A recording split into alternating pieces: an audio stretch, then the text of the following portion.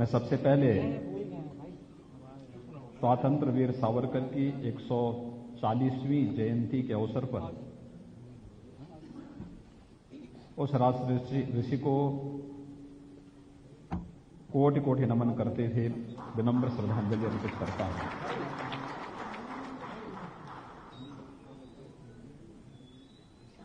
मित्रों, जब वीर सावरकर की बात होती है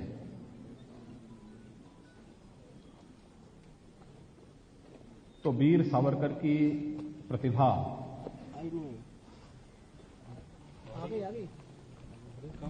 को छुपाने का प्रयास पहले ब्रिटिशर ने और उसके बाद आजादी के तत्काल बाद जिन लोगों के हाथों में सत्ता आई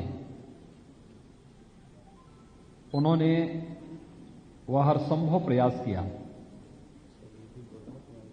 और अनेक अवसरों पर वो दृश्य भी हम सबके सामने देखने को मिले। जब आपने देखा होगा कि स्वर्गीय अटल बिहारी वाजपेयी जी के नेतृत्व की सरकार ने जब पोर्ट विलियर में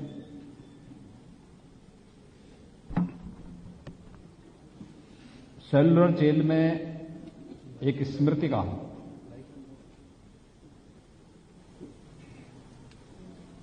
वीर सावरकर के नाम पर लगाई थी, तो उसके बाद आने वाली कांग्रेस नेतृत्व की सरकार ने उसे वहां से हटा करके इस राष्ट्र नायक को अपमानित करने का काम किया था। अगर वीर सावरकर की बात को कांग्रेस ने माना होता तो देश विभाजन की त्रासदी से बच गया होता। वीर सावरकर की इस कृति का विमोचन अमृत महोत्सव वर्ष में हो रहा है।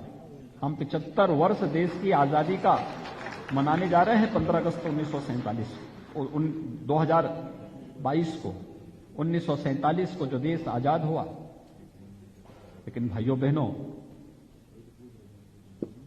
जब ये देश अपनी आजादी के अमृत महोत्सव वर्ष में अमृत महोत्सव के आयोजन के साथ जुड़ेगा, हमें देश के दर्दनाक विभाजन की त्रासदी को भी विस्मृत नहीं करना है। एक दिन पहले देश का विभाजन भी हुआ था। अगर उस समय का नेतृत्व दृढ़ इच्छा शक्ति से कार्य लेता तो देश का भी दुर्भाग्यपूर्ण विभाजन नहीं होता, अमानवीय अत्याचार नहीं होते, लाखों लोगों की निर्मम हत्या नहीं होती।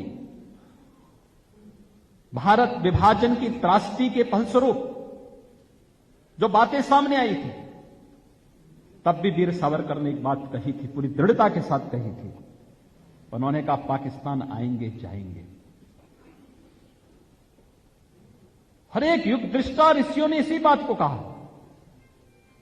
जब श्री अरविंद से पूछा गया पाकिस्तान के बारे में, उन्होंने कहा, पाकिस्तान आध्यात्मिक जगत में कोई शब्द है ही नहीं, ये तो हमेशा नष्ट इसको हो जाना है, ये कभी वास्तविक बन ही नहीं सकता है। पाकिस्तान कोई वास्तविकता नहीं हो सकती है।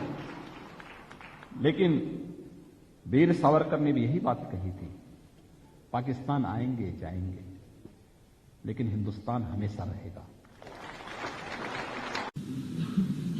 अगर नेशन फर्स्ट की इस थ्योरी को हमने अपनाया होता 1947 में, देश का विभाजन नहीं होता। नेशन फर्स्ट की थ्योरी को अगर हमने अपनाया होता 1962 में, चीन की हिम्मत नहीं थी कि वह भारत पर हमला कर पाता। नेशन फर्स्ट की नीति को हमने अपनाया होता 1965 में,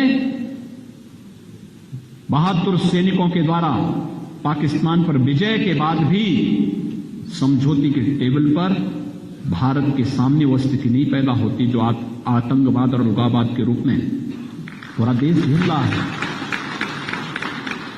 1971 के नेशन फर्स्ट की थ्योरी को भारत ने अपनाया होता तो युद्ध में पाकिस्तान के 95,000 सैनिकों को आत्मसमर्पण के लिए मजबूर करने के लिए भारत के बहादुर सैनिकों के इस प्रयास पर पाकिस्तान अपनी धूर्ततापूर्ण कुदृष्टि से आज भी भारत के अंदर आतंकवाद और अलगाववाद को प्रेरित और प्रोत्साहित करने का दुस्साहस नहीं कर पाता है कि वीर सावरकर कभी भी अपने मूल्यों और आदर्शों से समझौता नहीं किए। इतिहास में आज भी क्या पढ़ाया जाता है? 1857 के प्रथम स्वातंत्र समर को यह सैनिक विद्रोह था, या उसको कमतर करके आंकने का प्रयास हुआ। पहली बार किसी एक क्रांतिकारी ने कहा था, नहीं, ये केवल विद्रोह नहीं है, ये समग्र भारत में एक साथ लड़ा जाने वाला भारत का प्रथम स्वातंत्र समर है। और 1857 के प्रथम स्वातंत्र समर के रूप में फिर उन्होंने जो अपनी लेखनी की, अद्भुत है। प्रतिबंधित हुए, अनेक कृतियां उनकी अंग्रेजों के द्वारा प्रतिबंधित की गई, जब्त की गई, लेकिन सावरकर तो सावरकर थे। उनकी कृतियों को कितना भी अंग्रेज नष्ट करते थे, वे इतना उनको कंठस्थ रहता था, वो दूसरा फिर उसका तैयार कर लेते थे। अंग्रेज परेशान थे, वीर सावरकर का बालबांका नहीं कर पाए थे। और मित्रों, यहीं से बात आती है कि समस्या देने वाला भले ही उसकी हस्ती कितनी महान क्यों न हो, लेकिन ईश्वर की कृपा दृष्टि से बड़ी नहीं हो सकती, कभी नहीं हो सकती। वीर सावरकर उसका जीता जागता उदाहरण है। अनेक विपरीत परिस्थितियों में कार्य करते हुए अंततः 1966 में भी जब उनका महाप्रयाण होता है, यानी 26 दिनों तक लगातार निराजल उन्होंने अनुष्ठान करके अपने को होम किया था, राष्ट्र के लिए समर्पित कर दिया था।